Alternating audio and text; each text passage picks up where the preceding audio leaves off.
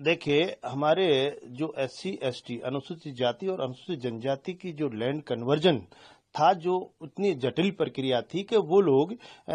कराने में उनके आर्थिक बोझ भी ज्यादा था और उनको जटिल प्रक्रिया से गुजरना पड़ता था कि वो यहाँ तहसीलदार से लेकर SDM से लेकर ADM से लेकर वो कलेक्टर तक पहुंचना पड़ता था। उस प्रक्रिया का सरलीकरण इस पॉलिसी में किया गया। मैं माननीय मुख्यमंत्री जी और कैबिनेट का आभार व्यक्त करना चाहूंगा कि वो अनुसूचित जाति और जनजाति के लिए ये कार्य करके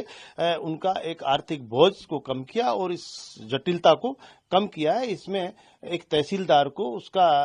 पूरा अधिकार दे दिया है कि वो उसको कन्वर्जन कर सकेगा अनुसूचित जाति जनजाति की जमीनों को, और उसमें हमारा अनुसूचित जाति और जनजाति का भाई उस एग्रीकल्चर की जमीन को कन्वर्जन करा के उसमें अपना उद्योग कहीं भी, चाहे सोलर वाला हो, चाहे वो उसमें कोई दूसरा उद्योग लगा सके, उसमें होटल कर सके, कोई भी काम वो उसमें कर सकता है, ताकि उसका जो आर्थिक बोझ है और जो जिस जटिल प्रक्रिया से गुजरना पड़ता था वो उसको नहीं गुजरना पड़ेगा। इसलिए ये अनुसूचित जाति और जनजाति के भाइयों के लिए बहुत एक अच्छा सराहनीय कदम है।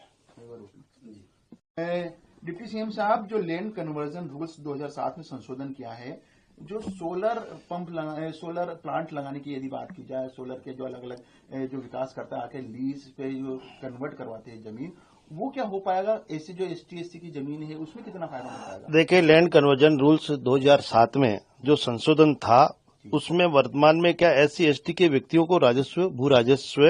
अधिनियम, जो हमारे ग्रामीण क्षेत्र की कृषि भूमि थी उसको आकर्षित परियोजना नियम 2007 के नियम 6B का लाभ नहीं मिल पाता था। तो